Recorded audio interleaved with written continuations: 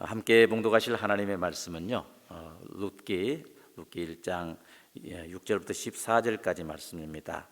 그 여인이 모압 지방에서 여호와께서 자기 백성을 돌보시사 그들에게 양식을 주셨다 함을 듣고 이에 두 며느리와 함께 일어나 모압 지방에서 돌아오려 하여 있던 곳으로 나오고 두 며느리도 그와 함께하여 유다 땅으로 돌아오려고 길을 가다가 나오미가 두 며느리에게 이르되 너희는 각기 너희 어머니 집으로 돌아가라. 너희가 죽은 자들과 나를 선대한 것 같이 여호와께서 너희를 선대하시기를 원하며 여호와께서 너희에게 허락하사 각기 남편의 집에서 위로를 받게 하시기를 원하노라 하고 그들에게 입맞춤에 그들이 소리를 높여 울며 나오미에게 이르되 아니니이다. 우리는 어머니와 함께 어머니의 백성들에게로 돌아가겠나이다 하는지라. 나오미가 이르되 내 딸들아 돌아가라. 너희가 어찌 나와 함께 가려느냐? 내 태중에 너희 남편 될 아들들이 아직 있느냐? 내 딸들아 돌아가라. 나는 늙었으니 남편을 두지 못할지라. 가령 내가 소망이 있다고 말하든지 오늘 밤에 남편을 두어 아들들을 낳는다 하더라도 너희가 어찌 그들이 자라기를 기다리겠으며 어찌 남편 없이 지내겠다고 결심하겠느냐? 내 딸들아 그렇지 아니하니라. 여호와의 손이 나를 치셨으므로 너희는 나는 너희로 말미암아 더욱 마음이 아프도다. 그들이 소리를 높여 다시 울더니 오르바는 그의 시어머니에게 입맞추되 룻은 그를 붙잡더라. 아멘. 붙잡더라. 아멘. 오늘 본문에 보면은요, 한마디로 말해서 기가 막힌 가정이 나옵니다. 기가 막힌 가정이 나옵니다. 정치적인 소용돌이로 인해서 그리고 경제적인 그 소용돌이로 인해서 결국 고국을 떠났습니다. 타국에 사는 동안 갑자기 남편이 세상을 떠나버렸습니다. 자식이 또 이 세상을 떠나버렸습니다. 그런 상황에서 현재 차별이 많은 그 타국에서 살고 있는 그러한 가정입니다. 희망을 꿈꾸면서 이민의 삶을 선택했는데 이민 10년 차에 어떡합니까? 삶의 결과는 여자 셋만 남아있을 그러한 상황입니다. 기가 막힌 가정입니다. 바로 나오미의 가정입니다. 나오미의 식구들은 유대 베들레헴에서 살았습니다. 그들이 살던 시대는 그 1장 1절에 보니까 사사들이 치리하던 그러한 시대였음을 우리는 알 수가 있습니다. 그러한 시대에 하필이면 그 땅에는 흉년이 들어서 모두가 이 먹을 것으로 인해서 고통당하고 있는 그러한 상황이었습니다. 여기 사사들이 치리하던 때 그리고 흉년이라는 이런 표현에서요, 우리는 그 시대적 상황이 얼마나 암울했는지를 우리는 알 수가 있습니다. 사사들이 치리하던 때라는 이 표현이 뭡니까? 한마디로 말해서 그 시대는 자기 소견에 옳은 대로 살았던, 한마디로 말해서 정치적인 소망이 없는 그러한 시기를 의미합니다. 그리고 흉년이 들었다 이 말은 뭐예요? 먹을 것 하나 구할 수 없는 그러한 경제적으로 최악의 상황에 그러한 상황이었음을 우리는 알 수가 있습니다. 이런 상황에서 나오미의 남편인 엘리멜렉은 결단합니다. 사랑하는 자기 고국이지만 유대 베들레헴을 떠나자라고 아내 나오미와 아들 말륜과 기론을 데리고 고국인 이 유다 베들레헴을 떠나서 타국인 그 모압으로 이민을 간 것을 볼 수가 있습니다. 우리 중에도 많은 이민자들이 우리가 이민자들 아닙니까? 여러 가지 동기가 있을 겁니다만은요, 이와 같이 엘리멜렉과 같은 그러한 결단을 해서 미국에 온 사람 아마 있을 줄로 저는 생각합니다. 그들이 이처럼 모압 땅으로 이민 간 이유는 충분했을 것입니다. 정치적으로 혼란한 시기였기 때문에 그럴 수가 있습니다. 경제적으로 최악의 상황이었기 때문에 그런 이민을 선택했을 수가 있습니다. 베들레헴이라는 그 말의 의미가 뭡니까? 떡의 집, 그런 의미 아닙니까? 떡집이라고 말입니다. 그렇다면은요, 다른 곳은 몰라도 베들레헴은 항상 이 풍족한 그런 떡이 있었던 그런 고향이었고 지역이었고, 그렇기 때문에 베들레헴이다 분명히 그렇게 이름을 지었으리라고 생각합니다.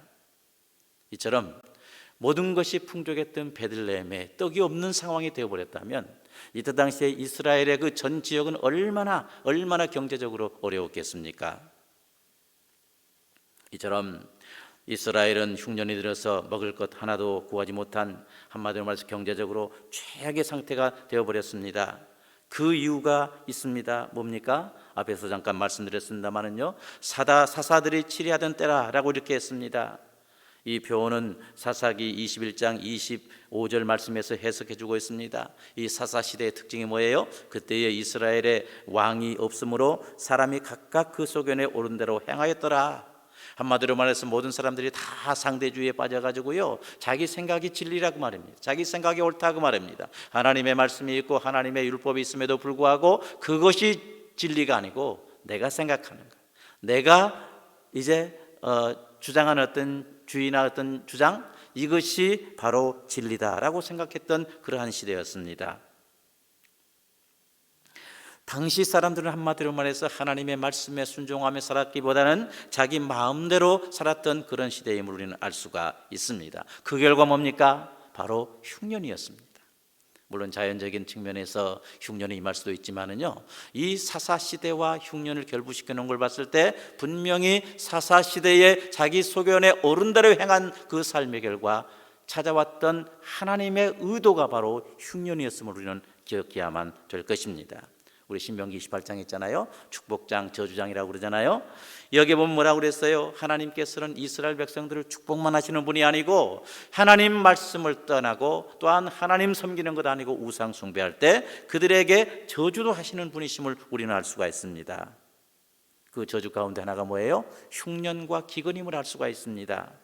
신명기 18장 17절에 보니까 그랬습니다. 또 내 광주리와 떡반죽 그릇이 저주를 받을 것이요. 한마디로 말해서 경제적으로 최대한의 핍절한 상태가 바로 저주를 받을 때 임하게 된다. 이렇게 하나님께서 이미 모세를 통해서 이스라엘에게 선포하셨습니다. 이 말처럼 모두가 상대주의에 빠져서 자기 생각에 옳다고 생각하는 대로 살았을 때, 다시 말해서 하나님의 말씀에 순종해서 사는 것이 아니고 자기 뜻대로 살아갈 때 찾아오는 것은 하나님의 저주인 흉년과 기근이었음을 알 수가 있습니다. 그리고 이 찾아온 이 흉년과 기근은 이스라엘에게서 너무너무 큰 고통이었습니다. 여러분 생각해 보시기 바랍니다. 정든 고국을 이제 두고 타국으로 간다는 거, 이것이 보통 쉬운 일입니까? 보통 결심을 해야지 할 수 있는 것 아닙니까? 저는 한 47세에 미국에 왔는데요, 제 가장 사랑하는 친구가 저한테 그러더라고요. 미친놈이라고 그러더라고요. 그때 간다고 그래요. 47세에 어디 미국을 미친놈이라고. 중학교 선생이거든요. 수학 선생이거든요. 한마디 지식인입니다. 그런데 저한테 험악한 미친놈이라고. 물론 그 미친놈이 변해서 2016년도 저희 아버님 소천하셔서 한국에 갔더니 나는 네가 존경스럽다 그러더라고요. 제가 대학교를 졸업하고 신학을 한다니까 그때도 미친놈이라고 그러더니요, 미국 간다고 하니까 또 미친놈이라고 그러더니 이번에는 결국 존경스럽다고. 그 말을 들었을 때 참 만감이 교차가 되더라고요. 쉬운 거 아닙니다. 정든 고국 떠나서 외국으로 이민 간다는 거 쉬운 것입니까? 동기야 물론 있을 것입니다. 좋은 일 때문에 가는 경우가 있지만 또한 어려운 상황에서 처했을 때 그 어려움을 한번 탈피해보고자 하는 마음으로 이민을 선택했다면 그 길은 결코 마음 평안한 길도 아니고요, 결코 쉬운 것이 아닙니다. 더구나 옛날 같은 경우에 정든 이 고향 고국을 두고 타국으로 간다는 거, 이거 보통 어려운 일 아닙니까? 그럼에도 불구하고 고향을 떠나 이 먼 이 모압의 땅으로 엘리멜렉은 자기 가정 식구들과 함께 떠났던 것입니다. 물론 우리가 어제 배 목사님께서도 말씀하셨습니다만 이 모압 땅이 우리 그 롯이 아니고 롯 있잖아요. 롯이 택한 그러한 땅인데, 택한 그 근거 뭡니까? 에덴 동산처럼 기름진 땅이라. 이것을 통해서 봤을 때 지금 이스라엘은 지금 흉년이 들어도 아마도 그나마 더 나은 이 경제적인 어떤 풍요함이 있는 땅이 바로 모압 땅이었다라고 이렇게 우리는 추정해 볼 수가 있습니다. 바로 이것으로 엘리멜렉은 가정을 데리고 이민을 갔던 것입니다. 한마디로 말해서 경제적인 풍요도 꿈꿨을 것입니다. 많은 어떤 나름대로 더 나은 삶도 기대해서 떠났을 것이 분명합니다. 잠시 이 이민의 삶은 또한 행복했던 그러한 시간이기도 했었을 것입니다. 이방 문화, 풍요로운 이방 문화도 경험했을 것이고요, 당장의 그 배고픔도 해결했을 것이 분명합니다. 그리고 그것이 뭐예요? 두 아들인 이 말론과 기련도 장가를 들게 되었습니다. 그러나 기대했던 이 이민의 삶은 풍족 그 자체는 아니었습니다. 행복으로 계속 유지된 그러한 삶이 아니었습니다. 결국 나오미의 입장에 보면 어떻게 해요? 두 아이 한 남편과 두 아들을 잃어버린 그러한 비참한 가정 파괴가 있었음을 알 수가 있습니다. 가정의 상실이 있었음을 볼 수가 있습니다. 기가 막힌 상황에 처하게 되었습니다. 물론 남편은 죽으면 산에서 산에 묻는다고 그래요. 그러나 자녀들은 자기 가슴에 무덤을 만든다고 그러잖아요. 이런 자기 자신을 자기 가슴의 무덤으로 삼고 살아가는 이러한 고통을 이 나오미는 살았습니다. 기대했던 바로 시작했던 그 이민의 삶은 결국 다른 사람들의 조롱을 받는 과부의 집이 되어버렸어요. 여자 세 사람만 남아있지 않습니까? 그러면 왜 이와 같이 엘리멜렉의 가정, 다시 말해서 나오미의 가정에 불행이 임하게 되었을까요? 과연 이 불행의 씨앗의 그 원인이 무엇이었을까요? 우린 여기서요 중요한 원리 하나를 발견할 수가 있습니다. 무엇입니까? 하나님의 백성들은요 어떠한 상황 가운데서도 하나님 앞에 있어야 된다는 사실, 하나님 앞에 위치해야 된다는 사실입니다. 죽을 지경이 돼도 하나님 앞에서 죽고, 모두 행복한 상황에 있다 할지라도 하나님 앞에서 행복해하는 이런 삶이 바로 하나님 백성의 합당한 삶이다 라는 이 사실을 오늘 이 말씀을 통해서 우리는 발견할 수가 있습니다. 제 위치를 지키는 것 중요합니다. 더 나아가서 이제 일반적인 어떤 삶에 있어서도요 자꾸 이렇게 위치를 변경하는 어떤 그런 사람들 있잖아요. 제가 옛날에 한국에서 교구 사역을 할 때요 어려움이 있어서 교회 신앙생활하다 어려움이 있잖아요. 그러면 이 어려움을 회피하기 위해서 다른 교회를 가버려요. 근데 다른 교회 가면 또 어려움 없나요? 그런데 한번 어떤 문제에 봉착했을 때 그 문제를 어떤 방법으로 해결하느냐, 이건 한마디로 말해서 평생의 해결 방법이 지침이 되어버립니다. 신앙 문제 해결을 위해서 교회를 떠나는 방법으로 신앙 문제 해결하면은요 다른 교회에 가서 또 문제 있으면 또 떠납니다. 평생 떠돌이 신앙 되어버립니다. 저는 항상 그런 말을 하거든요. 떠날 수도 있다. 그러나 떠나려면 이 문제 주님 앞에서 해결하고 나서 그 다음에 떠나라고. 이게 중요합니다. 이러한 원리를 우리는 이 말씀에서 발견할 수가 있습니다. 지금 이스라엘에 찾아온 이 흉년과 기근, 앞에서 말씀드린 것처럼 하나님의 말씀에 순종하지 않고 자기 마음의 이제 소원대로 살았기 때문이라고 한다면 어떻게 해요? 그리고 그 결과에 의해서 이렇게 어려움이 왔다면, 우리 사사기 보면은 사사시대라고 구체적으로 말한 것 보면은요 우린 여기에서 해결 방법을 찾을 수 있는 그런 힌트도 됩니다. 사사시대 보면 어떻게 해요? 범죄하면 분명히 재앙이 임합니다.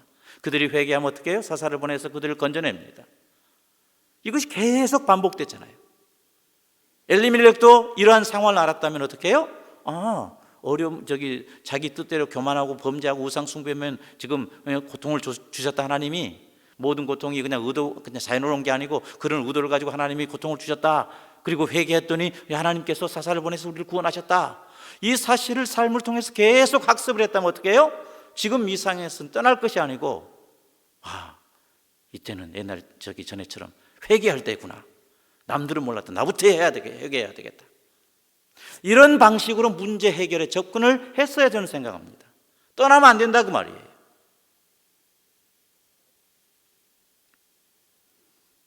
엘리멜렉이 바로 이러한 사사기의 어떤 은혜의 패턴, 재앙의 패턴을 분명히 알았을 것이고, 또한 알았다면 그 방식대로 자기 앞에 당면한 그 문제를 해결했어야 된다고 저는 생각합니다. 그러나 어떻습니까? 엘리멜렉은 잘못된 선택을 한 것입니다. 그는 자기의 가족을 데리고 이제 베들레헴을 떠나서 모압으로 도망쳐 버렸습니다. 지금 현실의 고통을 해결하기 위해서 해결하겠다는 그 목적을 가지고 하나님 앞에서 자기 동족의 잘못을 가슴에 끌어안고 회개하고 이제 주님 앞에 무릎 꿇은 것이 아니고 나만 살겠다고 떠나버린 것입니다.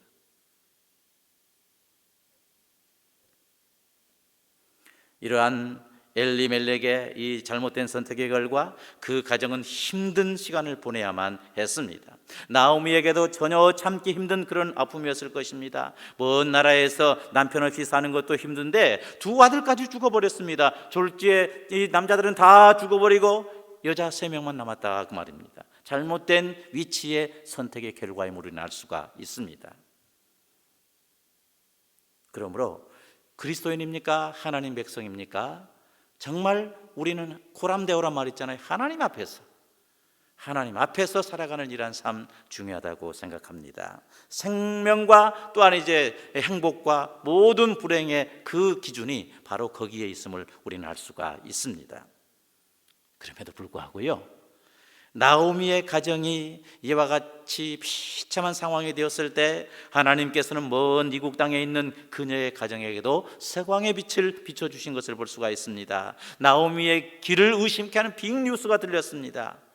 본문 6절 말씀입니다. 6절 같이 한번 읽어볼까요? 6절 말씀입니다. 그 여인이 모압 지방에서 여호와께서 자기 백성을 돌보시사 그들에게 양식을 주셨다 함을 듣고 이에 두 며느리와 함께 일어나 모압 지방에서 돌아오려 하여. 아멘.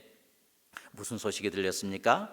여호와 하나님께서 자기 백성을 돌보시사 그들에게 양식을 주셨다. 이 흉년에서 벗어나는 그러한 나라로 되게 하셨다라는 이 소식을 들었던 것입니다. 여기 여호와께서 자기 백성을 돌보시사라고 했는데요, 이 돌보시다라는 이 말의 의미가 뭐예요? 방문하다, 주의를 기울이다, 또 계수하다, 그런 의미를 가지고 있습니다. 이 말은 한마디로 말해서 목자가 양을 보살필 때 사용하는 그런 용어입니다. 내 양들은 잘 있나? 내 양들은 지금 안전하게 몇 마리가 있나?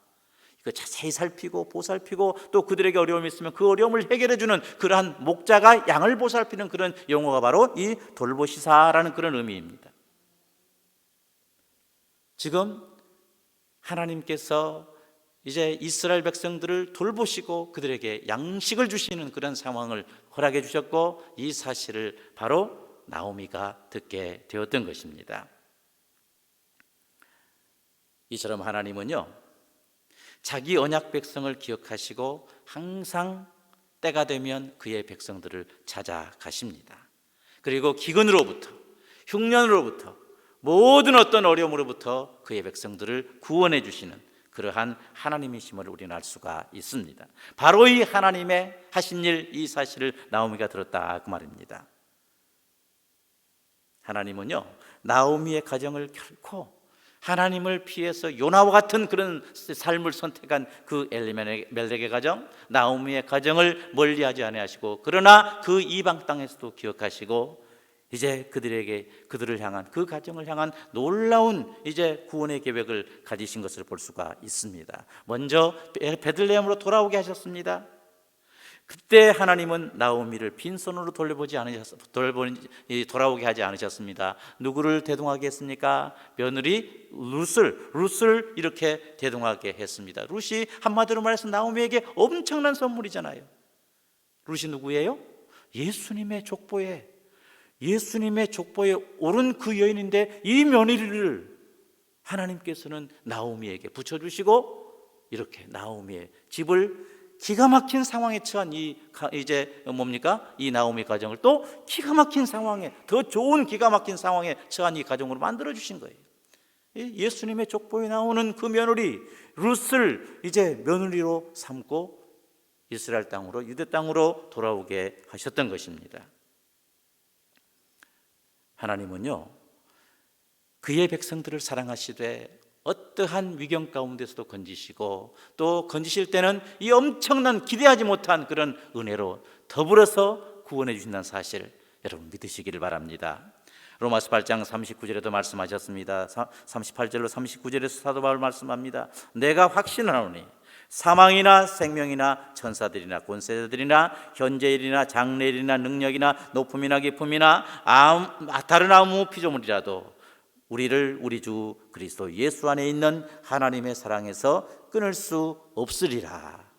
하나님 이렇게 사도 바울을 통해서 선포하게 하셨습니다. 결코 어떤 상황에 있다고 할지라도 선택하신 하나님의 백성들을 그리스도 예수님의 사랑 안에서 끊지 않으신다.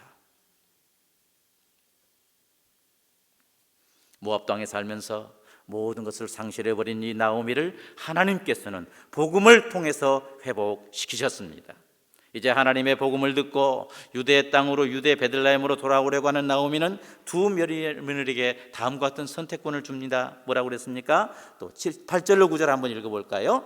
8절로 9절 한번 읽어보십시다. 나오미가 두 며느리에게 이르되 너희는 각기 너희 어머니 집으로 돌아가라. 너희가 죽은 자들과 나를 선대한 것 같이 여호와께서 너희를 선대하시기를 원하며 여호와께서 너희에게 허락하사 각기 남편의 집에서 위로를 받게 하시기를 원하노라 하고 그들에게 입맞춤에 그들이 소리 높여 울며 또 14절 말씀 같이 한번 읽으십시다. 그들이 소리 높여 다시 울더니 오르바는 그 시어머니에게 입맞추되 룻은 그를 붙여쳤더라. 아멘.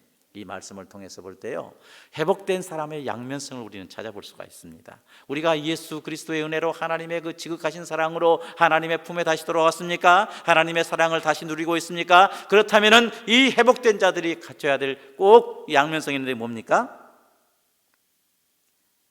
자기가 힘들어도요, 남을 자유롭게 해주는, 배려하는, 나는 힘들다고 할지라도 나는 고통이 될지 모르지만 그러나 그것 기준한 게 아니고 상대방을 정말 배려하고 상대방 우선주의로 이렇게 이타주의로 살아가는 이러한 삶이 된다는 사실을 우리 발견할 수가 있습니다. 나오미의 태도입니다. 두 며느리 돌아가라 하지 않습니까? 그리고 회복된 자들은 어떻게 해요? 돌아가라고 해도요, 함께 있기를 간절히 소원하는 이런 자세가 또한 필요합니다. 룻은 그를 붙여쳤더라 이렇게 말씀하고 있잖아요. 사랑을 받았으면, 은혜를 입었으면 해야 될 일이 뭡니까? 그를 붙잡는 것입니다. 믿으십니까? 예수님께서도 그러시잖아요. 제자들에게 너희도 가려느냐? 너희도 가려느냐라고 이렇게 말씀하실 때 시몬 베드로가 뭐라고 그래요? 영생의 말씀이, 주의 영생의 말씀이 여기 계시며 우리가 네게로 가리이까? 다른 사람들은 다 떠나가도 영생의 능력을 받고 주님의 이제 능력을 얻은 우리는 결코 주님 떠나지 않습니다. 주님께서 우리를 사랑하시는데 저희가 어디로 갑니까? 이런 자세가 필요할 줄 믿습니다. 여러분, 기억할 것이 있는데요, 하나님 백성들에게도 잠시는 고통이 임합니다. 그러나 하나님께서 결국 그의 백성들을 모든 고통 속에서 회복시켜 주십니다. 나오미가 그 예입니다. 그리고 또 한 가지, 하나님의 은혜로 회복된 사람은 서로를 배려해야 됩니다. 남에게 마음껏 자유를 제공해야 됩니다. 구속하는 삶이 되면 안 됩니다. 동시에 은혜를 베풀음을 받았습니까? 베푼 자를 향해서 끝까지 보답하는, 더구나 구원의 은혜를 주신 하나님께 뭡니까? 다윗의 고백처럼 내가 무엇을 통해서 하나님께 구원의 은혜에 보답할꼬, 이런 자세로 살아야 된다는 사실 여러분 기억하시기를 바랍니다. 우리 하나님은요, 기가 막힌 가정이라고 할지라도 다시 회복시켜 주시는 그러한 분이십니다. 실패자라고 할지라도 다시 성공자로 회복시켜 주시는 그러한 분이십니다. 소망을 주시는 분입니다. 모든 것을 잃어버려도 믿음 안에서 다시 부욕해 하시는 분이 바로 우리의 하나님이십니다. 이 하나님 믿고 살아가는 우리 모두 되시기를 바랍니다. 오늘 이 말씀 들었는데요, 나오미 가정을 통해서 다시 한번 교훈을 삼으십시다. 신실하신 하나님, 결코 우리 자질 가운데 내버려두지 않으시고 우리를 건지시는 그 하나님, 이 하나님 어떤 상황이 있다 할지라도 이 하나님 앞에 고정된 그러한 삶을 평생 살아가시는 우리 모두가 되시기를 바랍니다. 힘든 일이 있어도요, 고통스러운 일이 있어도요, 하나님, 나를 구원해주신 이 하나님 은혜에 감사해서 평생 하나님을 섬기며 하나님 안에서 모든 것을 해결하려고 하는 이런 마음의 결심을 하는 이 시간 되시기를 간절히 소원합니다. 그리고 이제 기가 막힌 가정이라도 하나님은 세우신다, 이 사실을 믿으시고 지금 우리의 가정이 어려운 형편이 있다고 할지라도 있다면 그 상황에서 좌절하지 말고요, 다시 가정을 회복시키신 그 하나님 앞에 붙잡고 그 하나님을 부르짖는 우리 모두가 되시기를 바랍니다. 그래서 가정도 행복해지고요, 또한 모든 어려움도 이제 해결되고요, 어려움에 빠졌다 할지라도 다시 회복시켜 주시는 그 은혜를 경험하며 살아가는 우리 한 분 한 분의 삶이 될 수 있기를 주님의 이름으로 축원합니다.